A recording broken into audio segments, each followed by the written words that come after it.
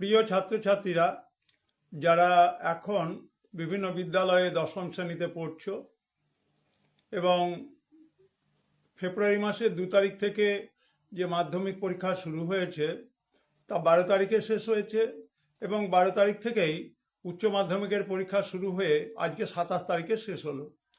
স্বাভাবিকভাবেই তোমাদের পঠন পাঠন বিভিন্নভাবে বিঘ্নিত হয়েছে এবং তোমরা এই 2027 সালে পশ্চিমবঙ্গ মধ্য শিক্ষা পর্ষদ দ্বারা আয়োজিত মাধ্যমিক পরীক্ষাতে বসবে।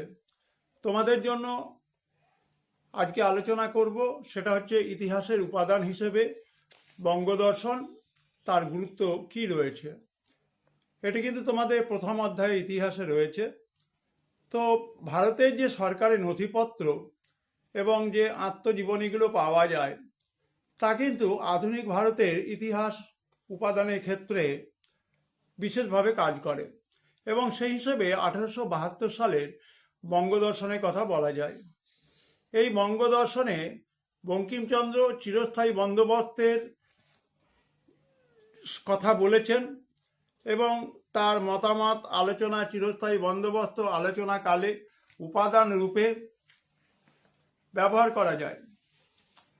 মনে রাখতে হবে যে ব্রিটিশ শাসনকালে ইংরেজি জানা মানুষের সংখ্যা বাড়তে থাকে এবং ইংরেজির প্রতি মানুষের জনপ্রিয়তা বৃদ্ধি পায়। সুতরাং এরা স্বার্থ সম্পর্কে উদাসীন ছিল।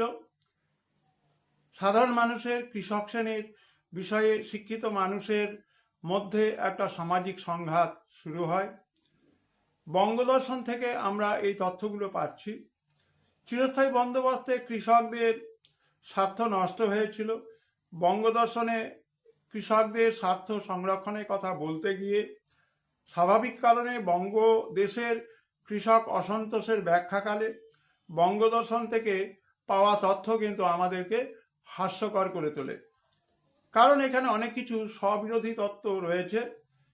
কিন্তু আমরা একটা কথা বলতে পারি যে বঙ্গদর্শন সেই সময়ের বিচারে একটি গুরুত্বপূর্ণ মাধ্যম হয়ে উঠতে পেরেছিল এবং বাংলার দর্শন অর্থাৎ বাংলা তৎকালীন সামাজিক রাজনৈতিক পরিস্থিতি সম্পর্কে মানুষকে সজাগ করতে পেরেছিল।